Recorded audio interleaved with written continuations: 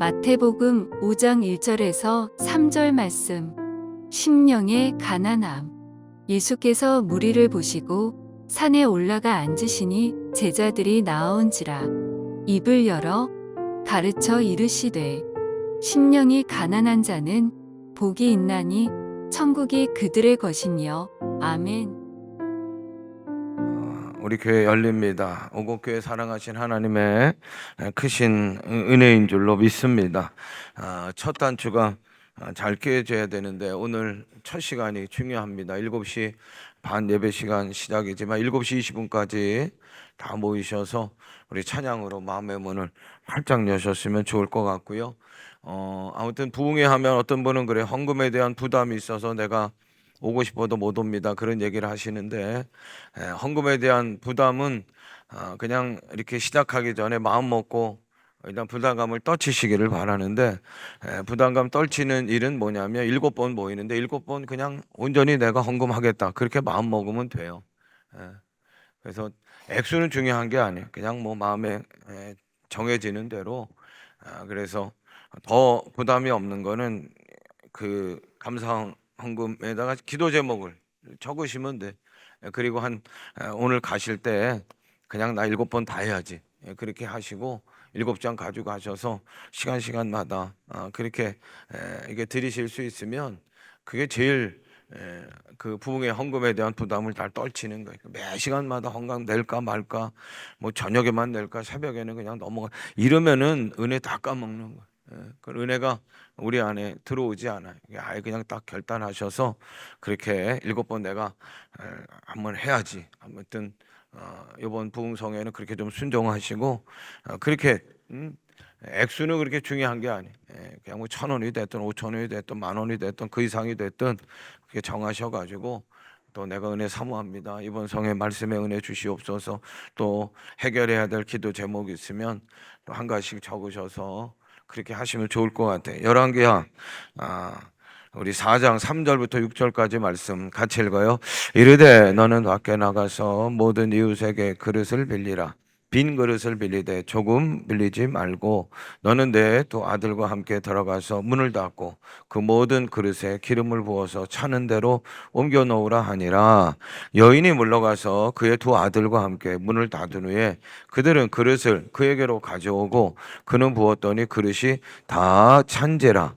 여인이 아들에게 이르되 또 그릇을 내게로 가져오라 하니 아들이 이르되 다른 그릇이 없나이다 하니 기름이 곧 그쳤더라. 아멘. 여기 그릇이 있어요. 우리가 헌금은 은혜의 그릇을 준비하는 거예요. 근데 은혜의 그릇을 준비한 대로 하나님께서는 다 차도록 부어주시는 줄로 믿습니다. 7번의 시간인데 오늘 저녁 앞자리로 다 나오시, 7시 20분 정도 교회 다 오셨으면 좋겠고요.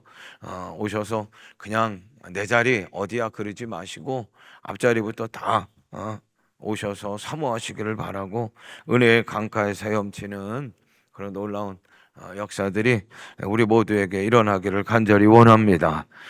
오늘 우리 마태복음 5장의 말씀을 봤는데, 마태복음 5장부터 7장까지는 산상수훈이라, 예수님의 산에서의 가르침이라, 그래서 산상수훈이라 그렇게 얘기하는데, 또 산상보훈이다 그렇게 얘기를 해. 그게 뭐냐면 예수님의 보배로운 가르침, 그래서 산상보훈이다 그렇게 얘기를 합니다. 예수님 당시 유대인들은 말씀을 어디서 가르치고 가르침을 받았냐면 회당이라고 하는 곳에서 했어요. 회당은 아주 자그마한 그런 장소인데, 거기서 이제 말씀을 가르치고 또 말씀을 배우고 그리고 말씀에 대한 토론도 하고 그랬단 말이에요. 예수님이 공생을 시작하실 때면서, 그러니까 예수님이 본격적인 사역을 시작하시면서 말씀을 가르치는 곳은 회당이 맞아요. 그런데 회당이 아니라 들판으로, 해변으로, 오늘같이 산으로 그렇게 말씀을 가르친 장소로 옮긴 이유가 몇 가지가 있어요. 그게 뭐냐면 말씀을 전하다 보니까 바리새인들이 자꾸 이게 이게 자꾸 이렇게 그 말씀을 막는 일들이 생기고 또 이렇게 불편한 일들이 많이 생겨요. 바리새인들이 이게 색깔을 이렇게 해서 자꾸 예수님을 바라보다 보니까 이게 자꾸 이렇게 좀 꺼리낌이 있는 거예요. 그래서 어쩔 수 없이 장소를 밖으로 옮기게 된 거고, 그리고 또 예수님 말씀 전하실 때 따르는 무리들이 점점 많아지는. 그러니까 회당 안에서는 말씀을 온전히 다 전할 수가 없으니까 해변으로, 그리고 동산으로, 산으로 올라가서 그렇게 가르치시는 거예요. 근데 이 산상수훈, 마태복음 5장부터 7장까지의 산상수훈, 산상보훈의 핵심은 노른자는, 그리고 풀려야 전체가 풀리는 것이 오늘 5장 12절까지의 말씀이에요. 그걸 뭐라고 하냐면 한번 따라합니다. 팔복 8가지 복에 대한 말씀. 그래서 이걸 풀어야 산상수훈이 풀려요. 그리고 8가지의 복도 첫 번째 복이 풀려야 8가지가 풀리는 거예요. 성경을 해석하는 윌리엄 버클레이라고 하는 분은 이 산상수훈을 뭐라고 했고 팔복을 뭐라고 했냐면, 팔복은 고통 중에서 오히려 충만한 즐거움이고, 슬픔과 비애가 지우지 못하는 속에서의 충만한 즐거움이고, 눈물 가운데 속에서의 충만한 즐거움이고, 죽음까지도 빼앗을 수 없는 충만함의 즐거움이라. 그렇게 이제 팔복을 얘기했습니다. 근데 이제 팔복, 복, 이제 우리가 아는 복이 있어요. 그 이제 세상에서 얘기하는 복에 우리가 좀 익숙하잖아요. 근데 교회 안에서도 복을 얘기해. 오늘 예수님께서 말씀하시는 복, 세상의 복, 이게 완전히 차이가 있는 거예요. 완전히 달라요. 세상 사람들이 말하는 복은 부자를 복이라고 그래요. 근데 예수님 뭐라 그래요? 심령이 가난한 자가 복이라. 세상에서는 즐거워하는 자가 복이라. 근데 예수님 뭐라 그래? 애통하는 자가 복이라. 세상에서는 힘이 쓰고 막 강포한 사람이 땅을 차지하는데 예수님 뭐래? 온유한 자가 땅을 차지한다네. 세상에서는 배부른 자가 복이 있다고 하는데 예수님은 의에 줄이고 목마른 자가 복이 있다. 그러니까 세상이 말하는 복은 물질적인 뭐예요? 소유의 복. 뭐 이건 우리가 뭐 더 이상 설명 안 하셔야 돼요. 우리가 아는 그냥 복이요. 근데 예수님이 말씀하시는 복은 영적인 복이에요. 세상이 말하는 복은 한시적이에요. 그러나 예수님 말하시는 복은 영구적이고 영원한 복이고, 세상이 말하는 복은 이 땅에 속한 거지만 예수님 말씀하시는 복은 영원한 하늘나라의 신령한 복이라. 할렐루야. 예수님하고 니고데모의 대화를 보면 예수님이 니고데모에게 그렇게 얘기하시죠.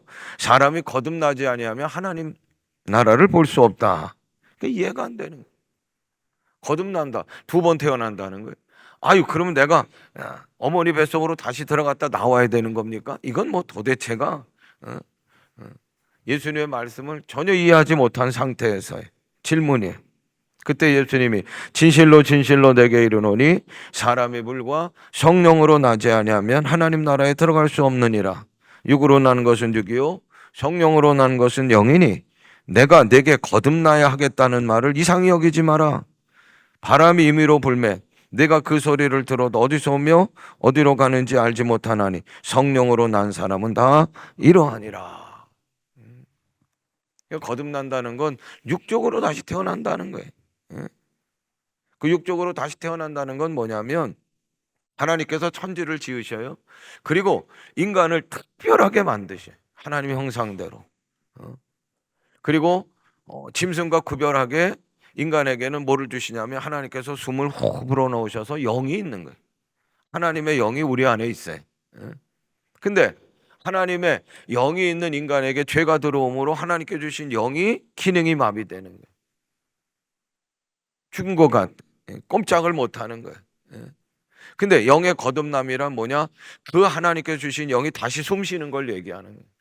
다시 살아나는 걸 얘기하는 거예요. 그게 영적으로 거듭난 사람. 근데 니고데모는 그 영의 세계를 영적으로 거듭남을 모르는 육에 속한 사람이었기 때문에 예수님 말씀 들어도 알 수가 없었던 거예요. 팔복의 말씀도 마찬가지. 거듭나지 못한 사람. 이거 지금 영적인 가르침인데 팔복의 가르침을 제대로 이해할 수 없는 거예요. 그러게 바울은 얘기합니다. 고린도전서 2장 12절부터 14절 같이 읽어요. 우리가 세상의 영을 받지 아니하고 오직 하나님으로부터 온 영을 받았으니 이는 우리로 하여금 하나님께서 우리에게 은혜로 주신 것을 알게 하려 하심이라. 우리가 이것을 말하거니와 사람의 지혜가 가르친 말로 아니하고 오직 성령께서 가르치신 것으로 하니 영적인 것은 영적으로 것으로 분별하느니라. 육에 속한 사람은 하나님의 성령의 일을 받지 아니하나니 이는 그에게는 어리석게 보이며 또 그는 그것들을 알 수도 없나니 그러한 일은 영적으로 분별되기 때문이라. 뭐 도대체 지금 거듭나야 한다. 심령이 가난한 자가 복이 있어. 애통하는 자가, 이건 도대체가 이해가 되지 않는 거예요. 뭐 이건 도대체 이게 무슨 얘기야? 응? 그런데 영적으로 거듭난 자는 영의 소리를 들어요. 그래서 아멘 할 수 있는 거예요. 심령에 가난한 자, 그래서 심령이 가난한 자, 그래야 이제 팔복이 전체가 다 풀리는 거예요. 심령이 가난한 자가 도대체 뭔가? 설교를 들으면 많은 설교가들이 얘기하기를 겸손한 자 이렇게 얘기해. 여러분 그거 틀린 거 아닙니다. 겸손한 자, 그러나 완전한 거 아니에요. 부족해. 심령이 가난한 자를 겸손한 자로 딱 정리해버리면, 결론 내려버리면 이건 틀린 건 아니지만 많이 부족해. 뭐 무소유자, 낮추는 자, 그런 것이 심령의 가난한 자 얘기할 수 있는 게 아니에요. 심령의 가난함이 뭐냐? 하나님 앞에서 자기가 서는 거예요. 그리고 하나님 앞에 자기를 비춰봤을 때 자기가 완전 제로의 상태, 파산의 상태, 파산의 신세임을 선언하는 거예요. 선언하는. 나는 하나님 앞에 섰을 때 나는 완전 하나님 앞에서 제로입니다. 나는 파산의 지경입니다. 나는 아무것도 아닙니다. 내가 하나님 앞에 내세울 사랑도 없고 용서도 없고 나눔도 없습니다. 나는 하나님 앞에서 선한 것이 아무것도 없습니다. 나는 하나님 앞에서의 지혜에 가난한 자입니다. 아는 것이 극히 작고 보잘것없는 것입니다. 이것을 인정하고 이것을 선언하는 거예요. 난 하나님 앞에서 제로입니다. 나는 파산의 신세입니다. 그렇게 인정하고 심령이 가난한 자는요, 동시에 어떻게 되냐? 갈망하는 거야, 갈망하는. 그럼 내가 어떻게 하면 정말 하나님 앞에서 선하다라고 할 수 있나요? 선행에 대한 갈망이 있고, 믿음에 대한 갈망이 있고, 의로움에 대한 갈망이 있고, 사랑에 대한 갈망이 있고, 지혜에 대한 갈망이 있고, 영적 지식에 대한 갈망이 있고, 갈망이 생기는 거예요. 그래서 막 그 갈망을 채우려고 하는 거예요. 그 갈망을 채우려고 하는데 채울 수 있어요? 세상에서는 채울 수가 없는 거예요. 내 힘으로 채울 수 있어요? 내 지식으로 채울 수 있어요? 아니요, 그럴 수가 없는 거예요. 그러면서 결론은 뭐냐? 따라합니다. 하나님만이 채울 수 있습니다. 하나님만이 채우실 수 있습니다. 심령의 가난함이란 나의 상태가 완전 제로입니다. 파산 상태입니다. 그래서 내가 갈망합니다. 내 의를 갈망하고 믿음을 갈망하고 구원을 갈망하고 선함을 갈망하고 사랑을 갈망합니다. 내가 영적 지식을 갈망합니다. 능력을 갈망합니다. 그런데 채울 수가 없어요. 막 갈망해. 그래서 또 하나님 앞에 매달리는 거예요. 또 하나님 앞에 막 가까이 다가오는 거예요. 그러면서 결론은 하나님만이 하실 수 있습니다. 할렐루야. 그렇게 심령이 가난한 자에게 하나님께서 주시는 복이 뭐냐? 그때 하나님께서 우리들에게 채워주시는 최고의 복이 있어요. 최고의 선물이 있는데 그것이 바로 예수님이에요. 예수님을 주시는, 심령이 가난한 자에게 하나님께 채워주시는 게 예수님을 통한 구원이에요. 그리고 예수님을 통한 하나님의 자녀예요. 하나님 자녀가 상속받을 천국이요. 할렐루야. 그러므로 마침내 심령이 가난한 자는 천국이 그들의 것임이요. 아멘.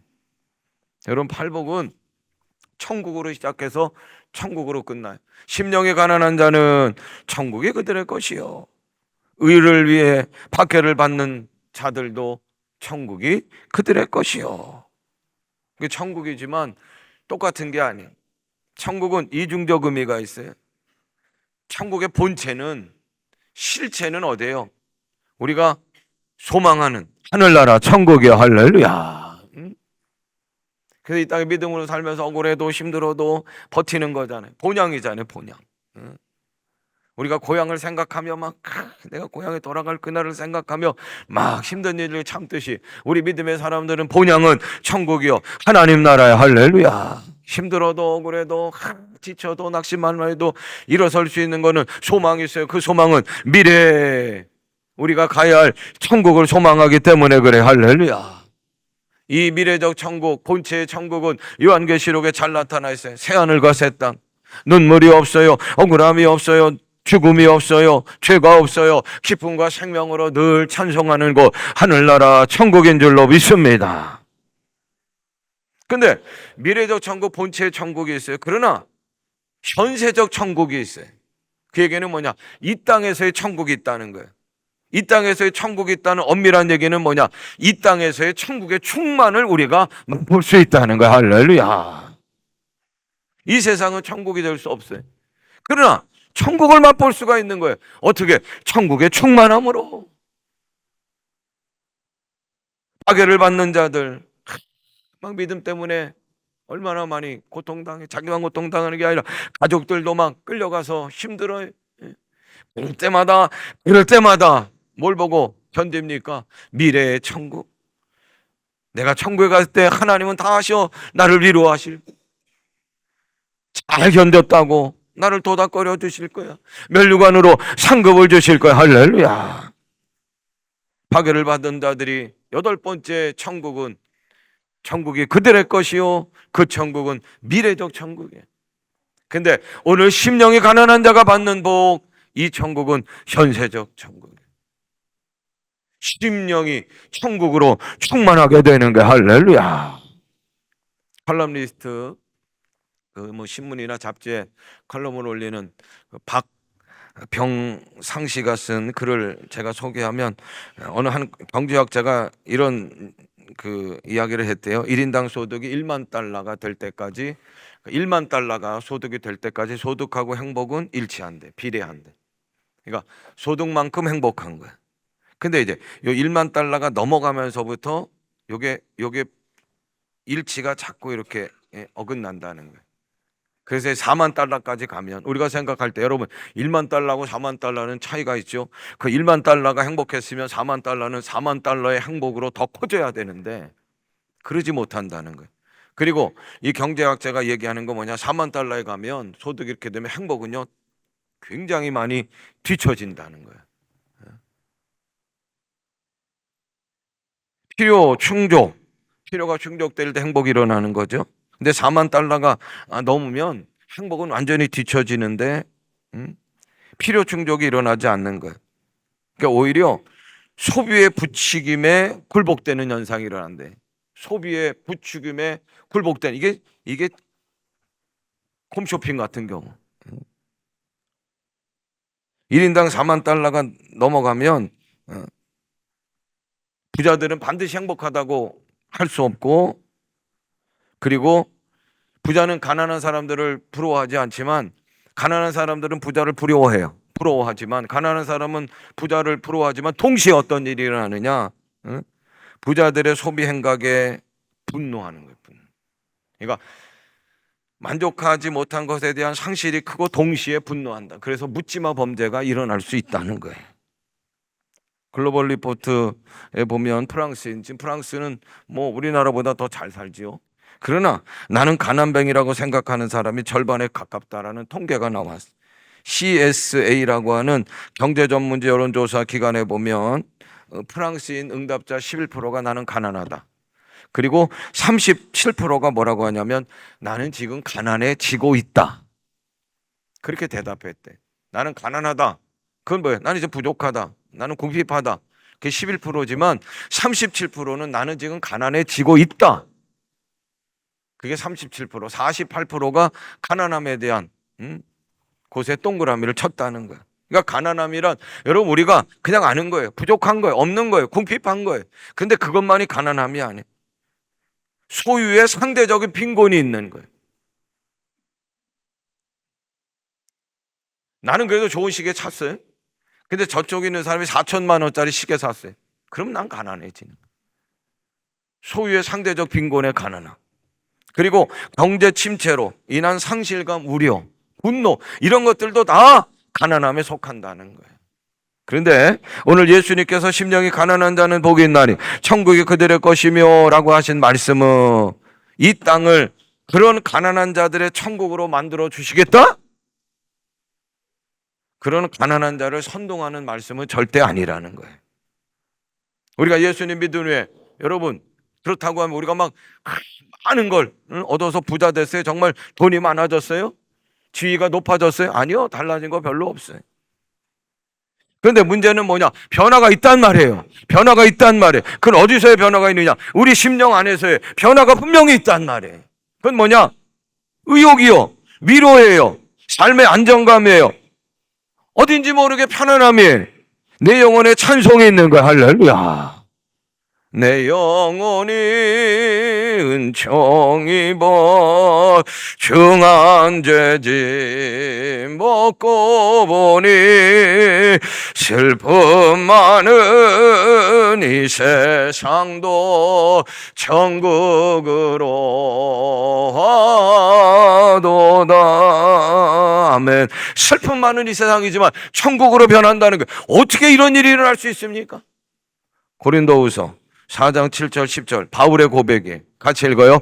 우리가 이 보배를 질그릇에 보배를 가졌기 때문에 그렇다는 거예요. 이 보배를 질그릇에 가져, 질그릇은 우리의 육체, 우리의 인생이에요. 가졌으니 이는 심히 큰 능력이 있는 거예요. 근데 그 능력은 어디서 왔어요? 하나님께 있고 우리에게 있지 아니함을 알게 하려 함이라. 우리가 사방으로 오겨쌈을 당하여도 쌓이지 아니하며 답답한 일을 당하여도 낙심하지 아니하며 박해를 받아도 버림받지 아니하며 거꾸로 트림을 당하여도 망하지 아니하고 우리가 항상 예수의 죽음을 몸에 짊어짐은 예수의 생명이 또한 우리 몸에 나타나게 하려 함이라. 아멘.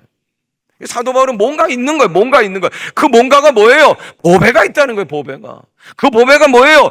하나님으로부터 주신 예수 그리스도가 그 안에 있다는 거예요. 예수로 충만하다는 거예요. 그래서 그 사람은 어때요? 사방에 우겨쌈을 당해도 쌓이지 않고 답답한 일을 당해도 낙심하지 않고 박해를 받아도 버림받지 않고 거꾸로 트림을 당하여도 망하지 않는다는 거예요. 할렐루야. 그리고 예수의 죽음을 몸에 짊어지면, 여러분 세상은요 죽음을 터부시합니다. 금기시하죠. 죽는다는 죽음에 대한 얘기조차를 하지 못하게 한다면, 그러나 사도 바울은요 죽음에 대한 얘기 많이 해요. 내가 살아도 괜찮아, 내가 죽어도 괜찮아. 오늘 예수의 죽음은 몸에 짊어짐은 예수의 생명이 또한 우리 몸에 나타나게 하려 함이라.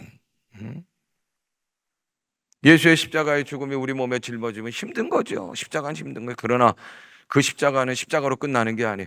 예수 그리스도의 부활로, 할렐루야, 우리 가운데 예수 그리스도의 생명으로 우리 가운데 천국으로 충만하게 나타나게 되는 줄로 믿습니다. 뭔가 있는 거예요. 보배가 있는 거예요. 예수가 있는 거예요. 바울의 A 용어는, 아주 자주 쓰는 용어는 충만해. 뭐로 충만해? 예수로 충만한. 지혜가 충만해, 능력이 충만해, 기쁨이 충만해, 위로가 충만해, 평강이 충만해, 인내가 충만하고. 세상은 약함을 자랑하지 못하면 약함을 무조건 감추려고 그래. 그런데 예수로 충만해. 여러분 그 심령에 천국이 충만히 임하니까 바울은 어떻게? 나는 약한 것도 자랑한다. 할렐루야.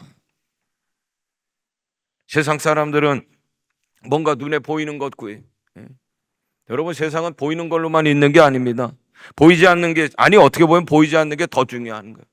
바람은 안 보여요. 그러나 흔들리니까 아 바람이 지금 있구나 그러죠. 공기도 그래요. 공기도 우리가 보이지 않지만 있는 거예요. 여러분 5분만 쉬만 쉬면 그건 큰일 납니다. 3분도 우리가 못 견디는 거예요. 보이는 거 보이지 않는 거 있고, 보이지 않는 게 어떻게 보면 더 귀한 거예요. 모든 게 다 육으로 해결되는 게 아니에요. 보이는 것만이 아니에요. 오히려 보이지 않는 영이 귀한 거예요. 영이. 제 아무리 물질이 보이는 것, 육체가 만족하고 풍족하더라도 여러분 영의 예수가 채워지지 않으면, 영이 충만하지 않으면 그건 여러분 불행한 거예요. 그것을 얻는 길이 뭐냐? 따라합니다. 심령의 가난함, 심령의 가난함. 여러분 사도 바울 얘기 계속하는데 사도 바울은 자타공인이에요. 모든 사람들이 인정할 만한 공적인 사람, 인정할 만한 사람이 자타공인 바울이. 빌립보서 3장 4절 5절 같이 읽어요. 그러나 나도 육체를 신뢰할 만하며 만일 누구든지 다른 이가 육체를 신뢰한 것이 있는 줄로 생각하면 나는 더욱 그러하니래. 나는 8일 만에 할례를 받고 이스라엘 족속이고 베냐민 지파요 히브리인 중에 히브리요 율법으로는 바리새인이요. 아멘. 누가 육체를 얘기하면 야 나는 차고도 넘쳐. 로마 제국의 큰 3개 도시 로마, 알렉산드리아 그리고 길리기아. 그런데 길리기아 다소에 출생한 사람이 바울이에요. 그리고 예루살렘에 유학했고 당대 최고의 선생님인 가말리아 문화생이 지금 우리 얘기하면 최고의 대학을 나와 최고의 학부 졸업생. 나면서부터 로마 시민권을 가졌. 로마 시민권이요 지금 미국 시민권도 크지만 로마 시민권하고는 상대도 안 되는 로마 시민권은 대단한 거예요. 그 로마 시민권자가 바울이었단 말이에요. 얼마든지 자기 내세울 거 있으면 내세울 수 있는 사람이에요. 아니 바울은 한때는 그랬어요. 자기 행색을 얼마나 냈는지 몰라요. 내세울 거 가지고. 응? 세상으로 보면 거의 다 채워졌어요. 부족한 게 없는 사람이에요. 그래서 자타공인이라. 그런데 그가 하나님 앞에서 심령이 가난한 자가 돼요. 만삭되지 못한 자입니다. 죄인 중에 내가 괴수입니다. 8절을 보세요. 빌립보서 3장 8절 같이 읽어요. 또한 모든 것을 해로 여김은 내 주 그리스도 예수를 아는 지식이 가장 고사가기 때문이라. 내가 그를 위하여 모든 것을 잃어버리고 배설물로 여김은 그리스도 예수를 얻고. 할렐루야. 심령이 가난한 자에게 하나님께서 예수를 얻게 하시는 거예요. 바울에게 예수를 부어주시는 거예요. 할렐루야. 자랑할 게 너무 많았잖아요 지금. 뭐 얼마나 많아요 자랑할 게. 그런데 그런 거 자랑할 게 아니다. 나는 그 모든 것을 다 배설물로 여겨도 다 없어져도 아깝지 않아. 왜 나는 예수를 얻었기에, 나는 보배가 있기에. 할렐루야. 그러면서 사도 바울의 심령에 천국에 충만한 상태가 빌립보서 4장 4절에 같이 읽어요. 주 안에서 항상 기뻐하라. 내가 다시 말하노니 기뻐하라. 기뻐할 수는 있는데 어떻게 항상 기뻐합니까? 주 안에서요. 주 안에서. 예수 충만, 심령에 천국에 충만한 바울은 할렐루야. 그래서 자신 있게 얘기하는 거예요. 주 안에서 항상 기뻐하라. 항상 어떻게 기뻐합니까? 그런데 항상 기뻐하는 거예요. 천국의 충만함의 임재. 6절을 보세요. 같이 읽어요. 아무것도 염려하지 말고 다만 모든 일에 기도와 간구로 너희 구할 것을 감사함으로 하나님께 아뢰라. 아멘. 어떻게 아무것도 염려하지 않아요? 염려하지 않을 수 있어요. 그러나 어떻게 아무것도 염려하지 않으면 살 수 있습니까? 바울은 그럴 수 있다는 거예요. 항상 기뻐할 수 있는 거예요. 아무것도 염려하지 않는 거예요. 그리고 감사는 어떤 감사냐?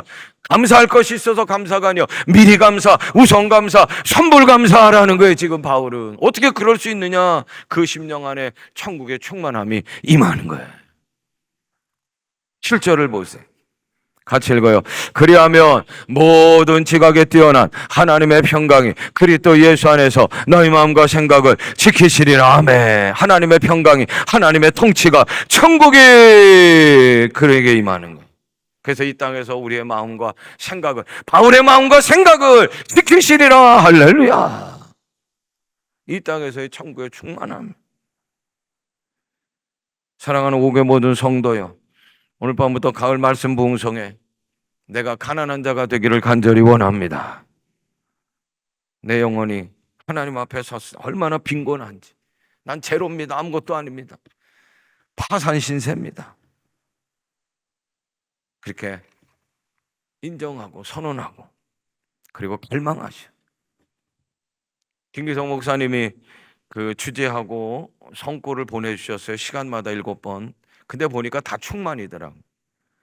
예수 충만, 찬송 충만, 화평 충만, 속사람 충만, 사명 충만, 성령 충만, 빛의 충만, 가정 충만. 할렐루야.